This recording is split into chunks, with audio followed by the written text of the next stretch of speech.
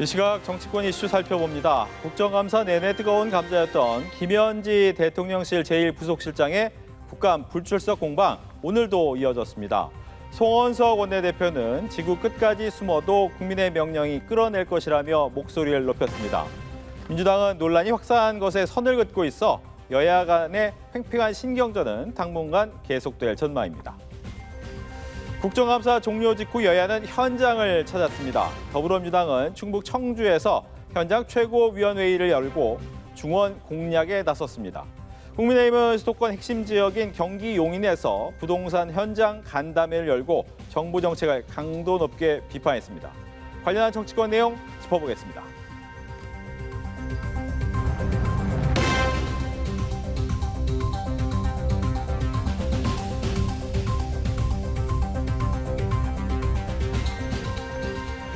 네, 관련 내용 서영주 전 더불어민주당 상근부 대변인, 윤희석 전 국민의힘 대변인 두 분과 함께하겠습니다. 안녕하십니까? 네, 안녕하세요. 어서 오십시오. 네, 이재명 정부의 첫 국정감사 정쟁 또 파행을 거듭하다 급기야 의원 간 배치기 충돌까지 있었지요. 여야는 어디 있었던 배치기 충돌을 두고 공방을 이어갔는데 관련 영상 보시고 대담 시작하겠습니다.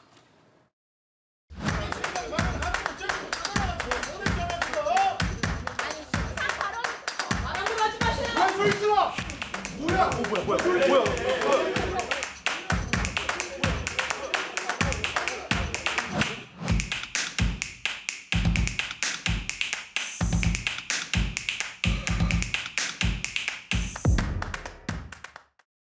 이 배치기 논란을 굉장히 스트레스 받아 합니다.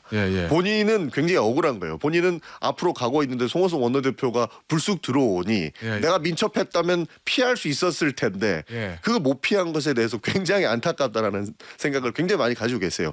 그럼에도 불구하고 이 배치기 논란이 불거졌으니까 송원석 원내대표와 있었던 일련의 사건들에 대해서 사과도 하고 뭐 앞으로 이런 일이 없었으면 좋겠다는 말씀을 하시는 거죠. 누가 먼저 배치를 했다라는 그 진실 공방은 확인할 길이 없습니다. 사실은. 다만 지금 운영이라고 하는 것이 이제 송원석 대표는 저희 당 원내대표 아닙니까, 그죠? 그리고 이기현 의원은 민주당 원내대표의 비서실장입니다. 이게 이렇게 해서 되겠습니까? 네, 이번 국정감사에서는 마지막에 이 배치기, 몸싸움까지 나오면서 참 말이 많습니다. 어떻게 보셨습니까, 먼저? 뭐 일단 배치기 자체가 뭐 이게 의도를 가지고 쫓아가서 막 이렇게 몸싸움을 한 건 아니고요. 사실 민주당의 이기현 의원이 상임장을 나가서 다른 곳으로 이동하는 이 중간에 송원석 원내대표가 나가다가 돌아서서 진로를 방해한 상황에서 좀 배가 이렇게 부딪힌 것 같아요. 이제 그때부터 처음에 제가 봐서는 송원석 원내대표가 길을 막은 거는 먼저 의도한 바가 있는 것 같고 배치기를 여러 번 한 거는 이기현 의원이 한 것 같아요. 그러니까 이 부분이 뭐 누가 잘했다 못했다 이런 부분보다는요. 사실상 국민들이 보기에는 그렇게 썩 아름다운 모습은 아니지 않을까 싶어요. 그래서 근데 저는 저 신동국 의원이 얘기하는 게 뭐 급이 다르다. 송원석 그 의원은 원내대표인데 이기현 의원이 그렇게 하는 것들이 맞느냐 이런 뉘앙스로 얘기하는 것들은 옳지 않죠. 개별 의원은 선수와 상관없이 서로에게 존중을 보내주고 존경하는 상대원들에게 이런 호칭을 붙여주면 진짜로 존경했으면 좋겠어요. 그래서 이런 모습들은 다시 재현되지 않도록 각별히 좀 주의했으면 좋겠다 그런 생각입니다. 알겠습니다. 국민의힘은 어떻게 보셨습니까? 국회 내부에서 서로가 서로를 존중하는 문화가 계속 이어졌다면 저런 일이 있을 수가 없겠죠. 누가 뭐 배를 먼저 밀었느냐, 누가 이걸 도발했느냐 하는 것은 전혀 의미가 없다고 생각합니다. 또 그 과정에서 뭐 선수가 뭐 높은 분과 선수가 낮은 분 사이에 어떤 관계까지 연결하는 것은 또 무리하다고 생각합니다. 결국은 국회가 지금 너무나 양쪽으로 나뉘어서 극렬하게 대립한다는 점을 계속 저런 식으로 보여준다는 점이 부끄러운 것이고요. 한 가지 이 상황에 대해서 뭔가 이기현 의원이 본인 이름이 좀 많이 알려지게 되고 어쨌든 또 영상이 많이 나오니까 뭐 해명하면서 뭐 살을 빼겠습니다. 뭐 이런 식으로 국민 앞에서 공개적으로 얘기를 하는 것은 국민들, 본인을 국회로 보내준 유권자들의 마음을 전혀 헤아리지 못했다. 그 부분은 꼭 지적하고 싶습니다. 예.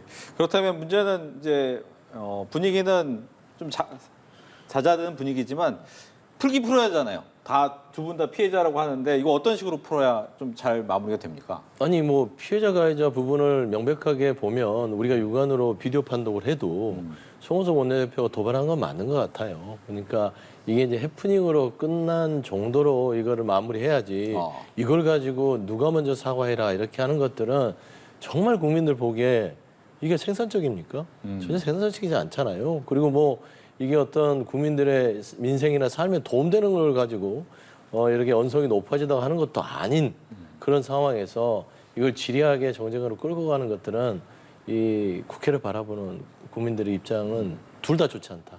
그렇기 때문에 이 부분에서 일단 나가고 송원석 원내대표와 이기현 의원께서 각각 헌법기관인 만큼 서로에게 전화를 해서 어떤 서로 유감 표명하고요.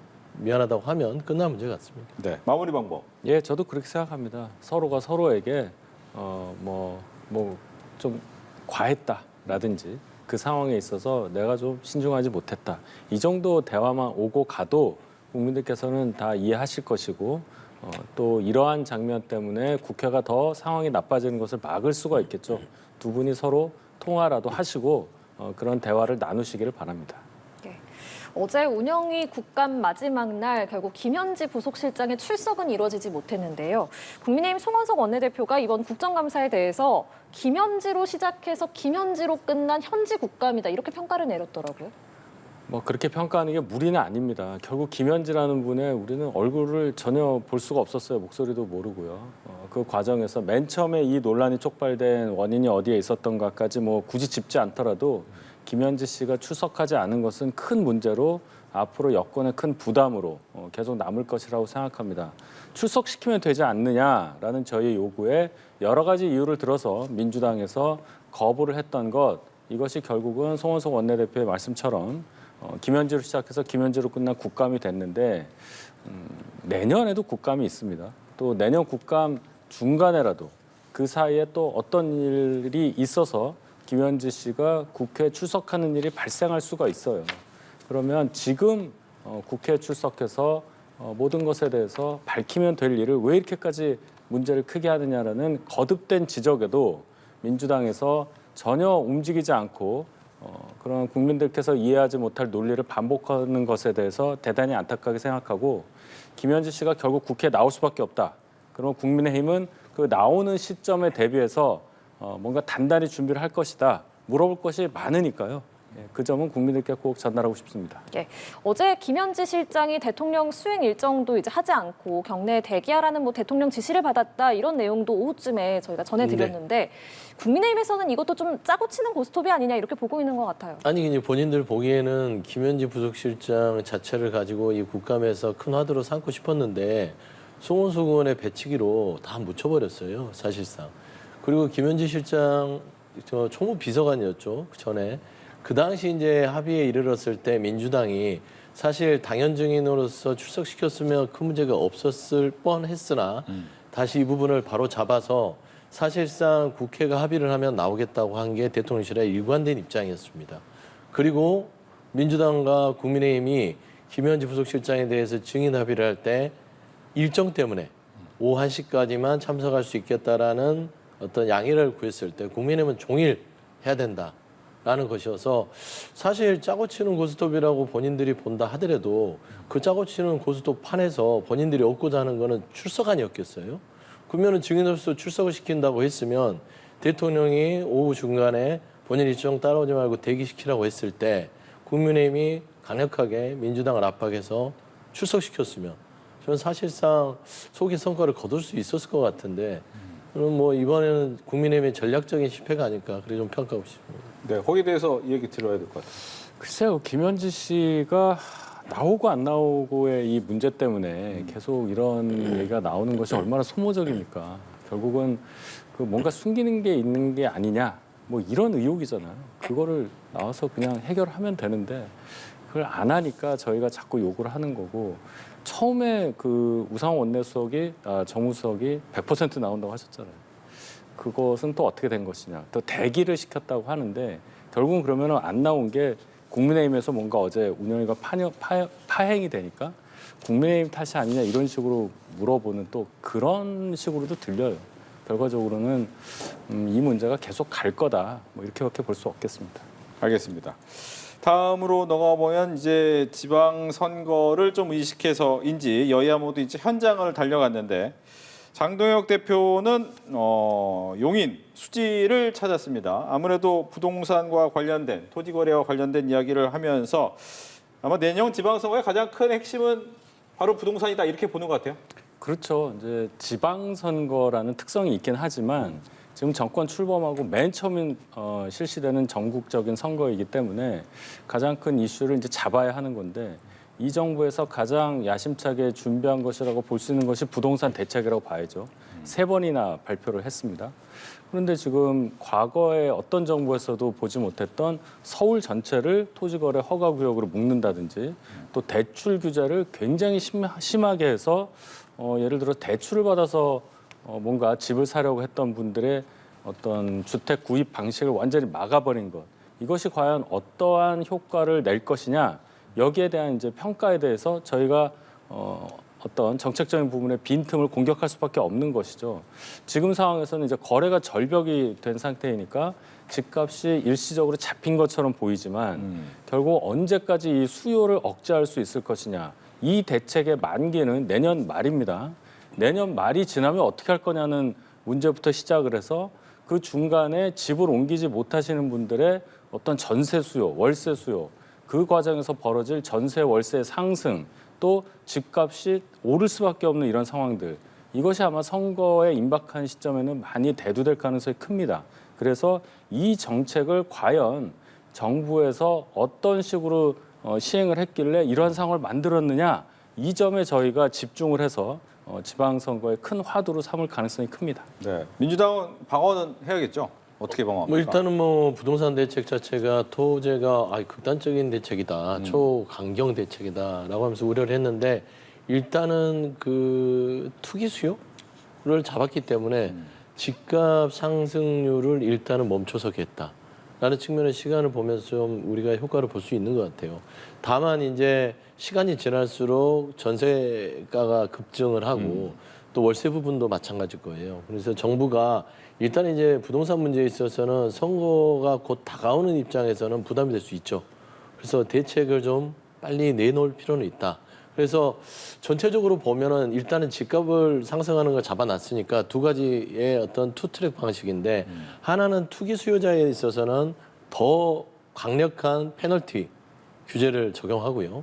실수요자 어떤 실거래 수요자들에게는 조금 더 그 대출 규제 완화라든지 여러 가지 지원 대책을 줌으로써 말하자면 인센티브를 주는 이 투트랙의 정책을 현재 토제에 적용해 되는 부동산 정책에 추가를 한다면 사실상 이게 그렇게 국민의힘이 생각하는 대로 뭐 이런 선거에서 좀 이득을 가지고 볼 수 있는 이슈로 삼기는 쉽지 않을 것 같다 그렇게 보입니다.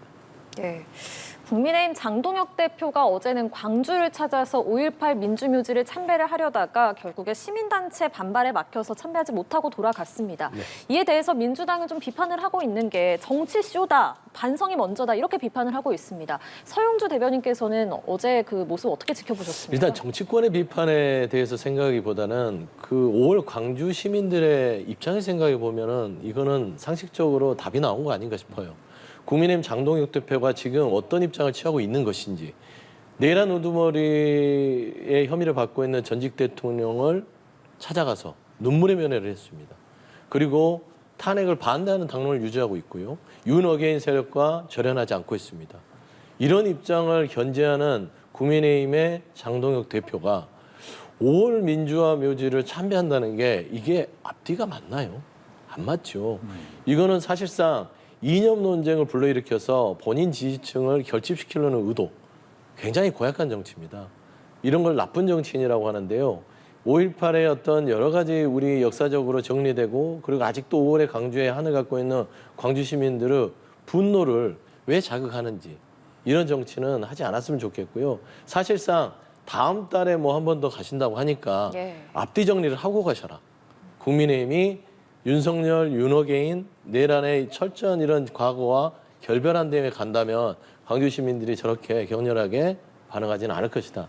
그렇게 좀 말씀드리고 싶습니다. 네. 장동혁 대표가 그동안 뭐 해왔던 발언이나 행보와 좀 상충되는 부분이 있다 보니까 국민의힘 내부에서도 좀 갸우뚱하는 목소리가 있는 것 같아요. 일단 저희 당에서 2020년 이후만 봐도 광주를 방문한 당대표 지도부의 그런 행보가 여러 번 있었어요. 그런데 꼭 광주 시민께서 저렇게 반대하시지는 않았습니다.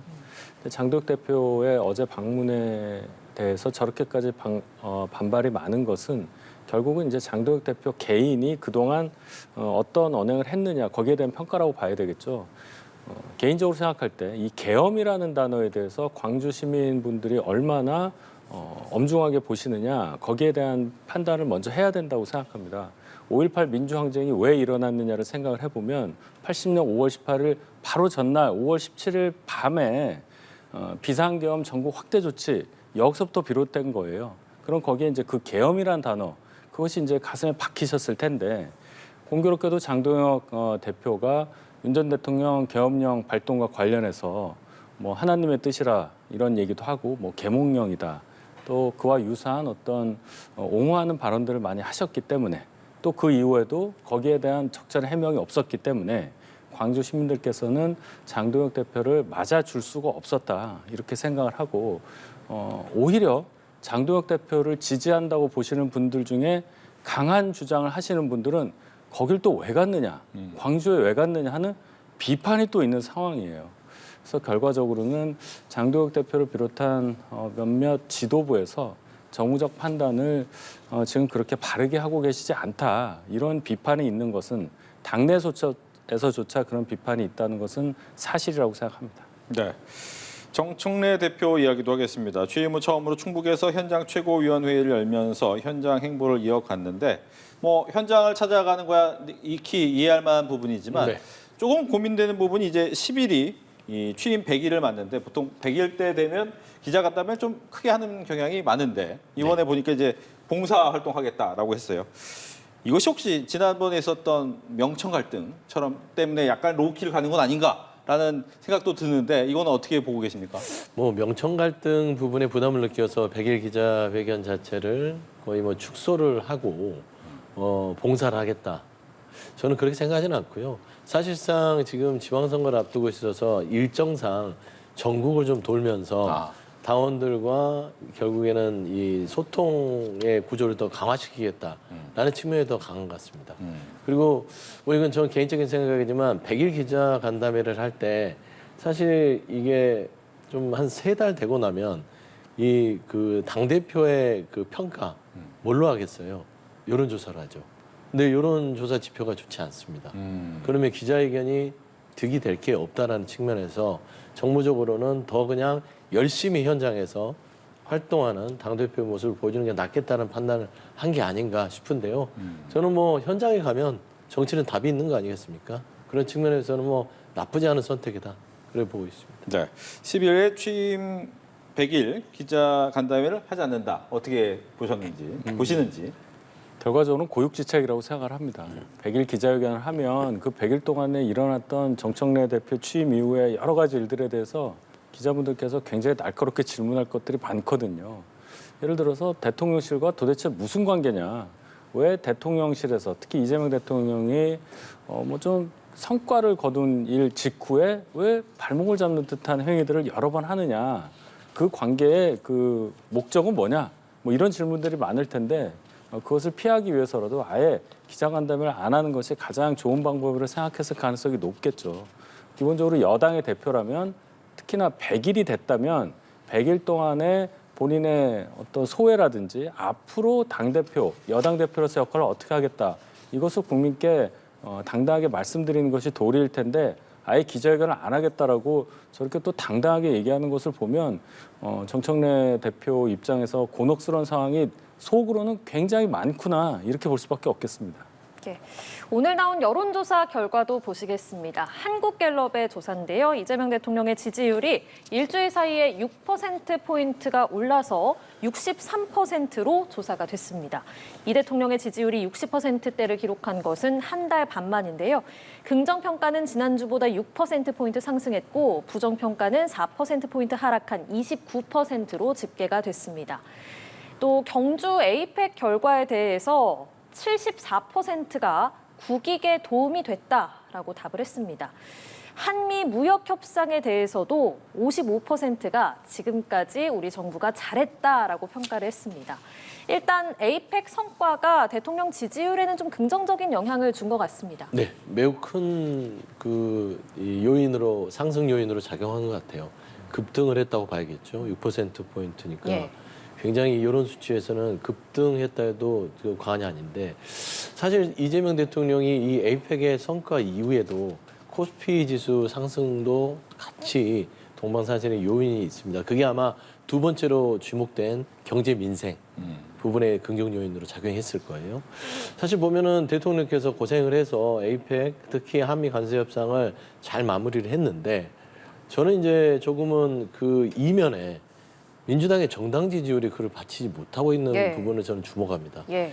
지방선거는 대통령의 국정성과로 치르는 게 아니라 당의 지지율이 국정성과 동반 상승할 때 시너지를 낼 수 있기 때문에 지금 현재 민주당의 정당 지지율이 1%포인트가 하락을 했어요. 1%포인트 하락했습니다. 그렇죠. 예. 1%요. 그러면은 대통령 6%포인트가 상승했는데 집권 여당은 1%포인트가 하락했단 말이에요.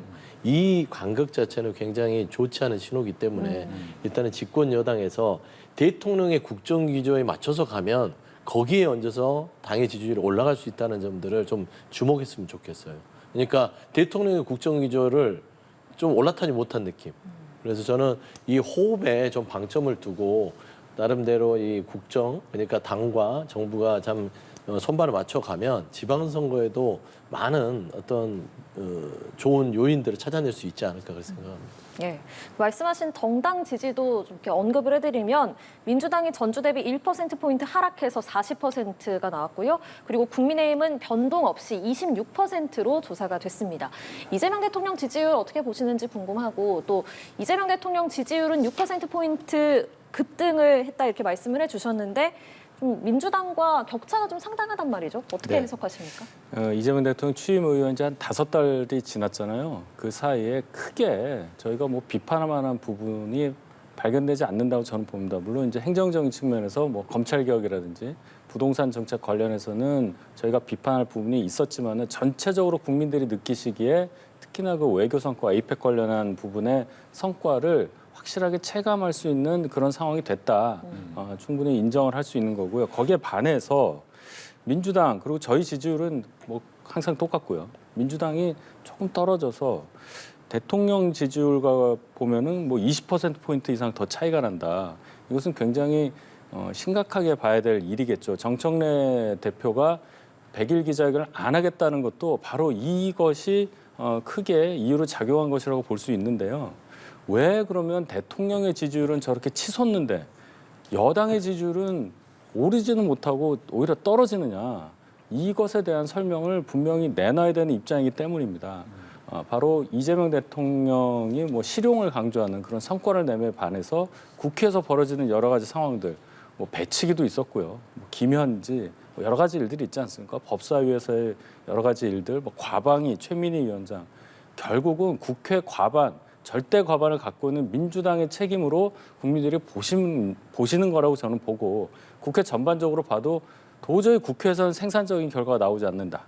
이번 국감을 치르고 있는데도 국감에서 국정에 관련해서 논의된 것은 기억이 거의 안 나고 개인 비리들만 또 나오지 않은 사람을 가지고 싸우는 모습만 보이고 이렇기 때문에 대통령과 국회를 아예 따로 분리해서 국민들께서 평가하고 계시다. 이렇게 봅니다. 네.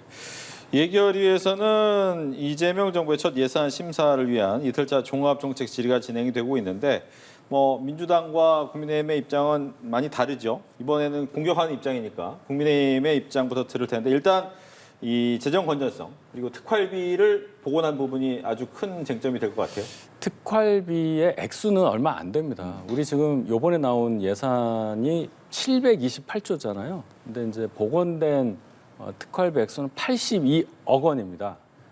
결론적으로 액수는 얼마 안 되지만 바로 지난해 예산안 심사 때 민주당이 아예 특활비 전체를 전액 삭감을 했던 그런 상황이 있었기 때문에 이번에는 그러면 왜 다시 복원시켰느냐 논리의 부정합성에 대해서 저희가 지적을 하는 겁니다. 결론은 특활비 필요성을 저희는 인정을 하는데 왜 그때는 다 삭감을 했느냐 거기에 대한 해명을 요청하는 것이고요. 전반적으로 그 이외에도 8.1%포인트가 증가했어요. 그리고 국채를 110조를 더 발행을 하고 어느 정부나 돈을 많이 써서 각 분야의 어떤 재정의 힘으로 뭔가를 성과를 내기 위한 노력을 하고 싶은데 곳간에는 그 돈이 한정되게 있기 때문에 그 한도 내에서 재정을 운용하는 그런 원칙이 있음에도 이번 정부에서 실질적인 첫 임기 때부터 이렇게 많이 예산을 늘린 것이 과연 맞느냐. 5년만 하고 물러난다는 생각으로 전체 우리나라 재정 상태에 대한 고려 없이 너무나 예산을 많이 늘린 것 아닌가 하는 비판은 야당으로서 충분히 할 만한 많은 증액이었다. 이런 말씀을 먼저 드리겠습니다. 네, 특활비를 필요한 것은 알겠는데 왜 지난번에는 다 삭감했다가 이번에는 복원을 했느냐라는 부분에 대한 얘기입니다. 네, 뭐 그때 특활비를 전액 삭감한 이유는 정부에서 이 특활비 사용 내역에 대해서 증빙을 제출하라고 했더니 내지 않았습니다. 그래서 아무리 특활비가 꼬리표가 없는 사안이라 하더라도 최소한 어느 용처로 있는지에 대한 증빙 서류를 그래도 국회에는 내라. 이 부분을 가지고 지리하게 윤석열 정부의 부처와 싸우다가 결국에는 야당이 이 부분에 대해서 전액 삭감을 하고 그거를 최종적으로 마무리하기 전에 12.3 계엄이 터진 겁니다. 그러다 보니까 이게 이제 최종적으로 특활비가 마무리가 안 됐던 것이고 이번 정부에서는 정부 부처가 특활비를 할지라도 여기에 대한 증빙 서류를 성실하게 제출하겠다는 조건으로 특활비를 부활했다는 점에서는 사실상 특활비가 아무리 이제 눈먼돈으로 쓰여 있던 것들이 조금은 제도적으로 이 또한 특활비도 국민의 세금이니까 허투루 쓰이는 걸 막겠다라는 취지에서는 제도적 보완들이 끊임없이 이루어진다는 측면에서 좀 지켜봤으면 좋겠고요. 당연히 여야는요. 여당이 되면 재정의 확장을 위해서는 이 재정의 필요성, 확장 필요성을 얘기하는 것이고 민주당도 야당 때들은요. 이 재정 건전성에 대해서 지적을 합니다. 그래서 이게 뭐 크게 어떻게 새롭게 뭐 입장이 바뀐 게 아니라 여야의 이치가 바뀌면서 그 지적하는 시각이 달라졌다라는 정도로 보면 될 것 같고 사실 저는 728조 좀 그 예산이 많이 늘어나긴 했는데 필요한 부분들이 꽤 있을 것 같아요. R&D 부분도 복원해야 되고 AI라든지 신산업 부분에 대한 투자도 있어야 되니까 이 부분은 여야가 머리를 맞춰서 생산적으로 논의했으면 좋겠다 말씀드리겠습니다. 네, 알겠습니다. 자, 방금 들어온 속보 전해드리겠습니다. 대통령실이 조금 전에 한미 팩트시트가 예상보다 늦어지는 이유에 대해서 미국 유관부서의 의견 수렴에 시간이 소요되고 있다고 설명했습니다. 대통령실 관계자는 조금 전 기자들과 만나서 안보 분야 일부 문안 조정이 필요해서 논의 중이라고 이같이 밝혔습니다. 이 관계자는 새로운 문안은 작성할 수도 있다고 말해서 주말을 넘겨서 발표될 수 있음을 시사했습니다. 이어서 원자력 잠수함은 처음부터 끝까지 한국에서 건조하는 것을 전제로 논의가 이루어졌다고 강조했습니다. 또 원자로도 우리가 개발에 장착하는 것으로 알고 있다고 설명했습니다. 자세한 내용은 들어오는 대로 전해드리도록 하겠습니다. 네. 아마 이제 앞서서도 계속 얘기하는 것이 이제 관세 협정의 MOU이기 때문에 국회 비준이 필요 없다, 동의가 필요 없다라는 부분에 대한 얘기를 계속 여야가 첨예하게 다루고 있는데 일단 그러기 위해선 이 내용 중에 팩트시트가 와야 좀 뭔가 얘기가 될 수 있는데 왜 늦어지느냐라는 부분에 있어서 여러 가지 이유가 있다라고 지금 설명을 좀 했습니다. 여기에 대한 얘기 좀 먼저 해볼 텐데 민주당부터 들어볼까요? 일단 뭐 말씀한 대로 팩트시트가 최종적으로 결정이 돼야만 그 문안을 가지고 여야에서 이게 비준 동의가 필요한 것인지 아니면 특별법만으로 되는 것인지 이렇게 결정을 할 수 있는 거는 같아요. 근데 지금 이제 속보에서 나오는 것들을 보면 지금 우리 쪽에 더 유리하게 팩트시트의 문안을 마무리를 하려고 계속해서 이야기를 하고 있는 것 같습니다. 그래서 저는 사실상 그 정부에서는 비준 동의 부분이 필요 없이 좀 시급하게 기업의 부담을 덜어주는 방향으로 특별법으로 가자는 입장인 것 같아요. 그래서 저는 이거는 또 정치권이 정말로 이게 기업 부담과 민생에 도움이 되고 우리 국익에 조금이라도 도움이 된다면 그조차도 좀 논의해서 긍정적으로 검토하는 게 어떨까 좀 그렇게 생각합니다. 네, 국민의힘.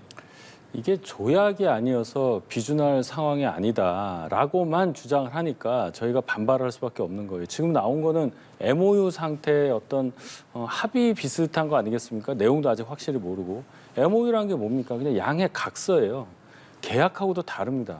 어떠한 법적 구속력이 있느냐에 대해서 거의 법적 구속력이 없는 형태의 합의를 양해 각서 형태로 우리가 구현하는 거 아니겠어요?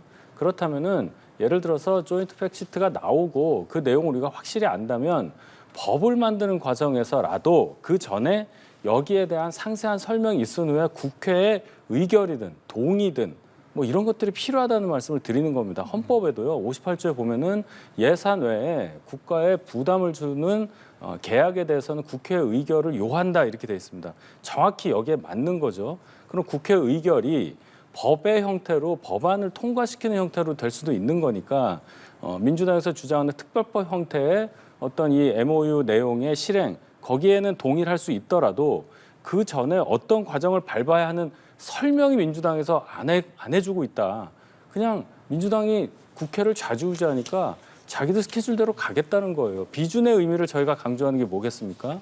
국회에는 민주당만 대표하는 분들이 계시는 게 아니고 국민의힘을 대표하는 분들도 계시고 다른 생각을 가진 분들을 대표하는 분들도 있어요.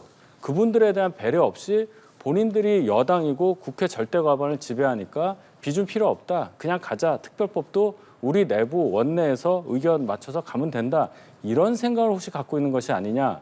여기에 대해서 비판을 하는 것이니 절차를 잘 갖춰서 국민 전체에게 잘 설명을 해주시고 국민 전체가 동의하는 방향으로 이 사안을 처리하기를 바랍니다. 예. 자, 주제 돌려보겠습니다. 윤석열 전 대통령과 김건희 씨가 오늘 재판에 나란히 출석을 했습니다. 다른 법정에서 재판이 이루어져서 마주치지는 않았지만 전직 대통령 부부가 같은 날에 동시에 재판을 받는 게 이번이 처음이기 때문에 좀 주목을 받았습니다. 네. 어떤 말씀 주시겠습니까? 뭐 전직 대통령 부부가 그 동시에 구속되는 것도 처음이기 때문에 네. 구속이 돼서 재판을 받는 게 처음일 수밖에 없는 거죠. 그러니까 전직 대통령 부부가 그것도 각기 다른 죄목입니다. 한 사람은 내란 우두머리, 내란 수계혐의고 그 대통령의 배우자는요. 자본시장법 위반, 그러니까 주가 조작이죠. 그다음에 뭐 뇌물 알선수재 각가지 한 10개 이상의 범죄 혐의를 가지고 있는데 이게 없는 죄를 만든 게 아니라 그동안 묵혀놨던 어떤 사실들이 드러나면서 지금 재판이 진행되고 있어요. 국민들 보기에는 찹찹하죠. 이걸 언제까지 봐야 되느냐. 그래서 저는 이 윤석열, 김건희 이 두 전직 대통령 부부의 이 사법 처리 과정이 빨리 끝나야 된다.